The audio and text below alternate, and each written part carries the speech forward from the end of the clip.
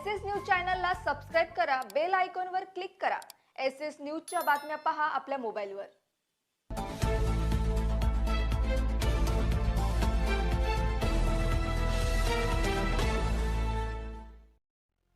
नमस्कार, मी Shilpa Baviskar. SS news मध्ये आपलं स्वागत आहे। चला तर मग जाणून घेऊयात आजच्या उल्हासनगर कॅम्प 4 परिसरात लग्नाच्या वरातीत साईड देण्याच्या क्षुल्लक कारणावरून एका तरुणावर 6 ते 7 जणांच्या टोळक्याने प्राणघातक हल्ला केला।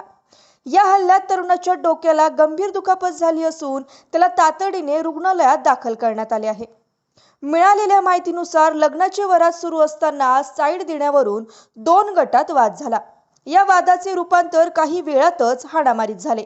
6 ते 7 जणांच्या टोळक्याने एका तरुणाला गाठून त्याच्यावर धारदार आणि कठीण वस्तूंनी प्राणघातक हल्ला केला। हल्ला इतका भ्याड होता की तरुणाच्या डोक्याला गंभीर मार लागला आहे।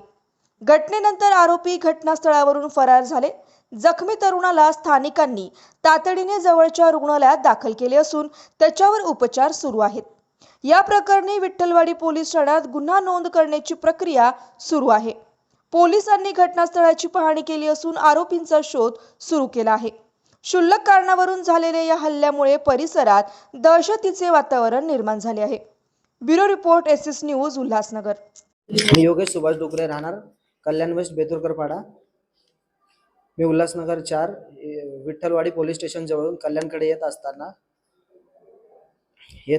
एक वरात चालली होती। त्या वरातीत खूप ट्रॅफिक झाले असल्यामुळे थोडेसे साईड हो या गोष्टीवरनं बाचाबाची झाली।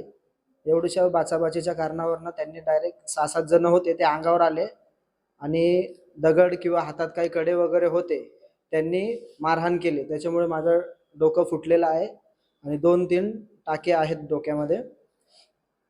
तर उल्हासनगर सेंट्रल हॉस्पिटलला सिटी स्कॅन पण केलाय। उल्हासनगर सेंट्रल हॉस्पिटलला ट्रीटमेंट घेतली आहे। आता तुझं पोलीस प्रशासनाची काय मागणी आहे? पोलीस प्रशासनाची माझी एवढीच मागणी आहे, माझ्या गळ्यात एक चेन होती 1 तोळ्याची, ती भांडणांमध्ये पडली का काढली ते मला माहित नाही, पण मला न्याय मिळावा त्यांच्याकडनं आणि त्यांच्यावरती कायदेशीर कारवाई केली पाहिजे। हां।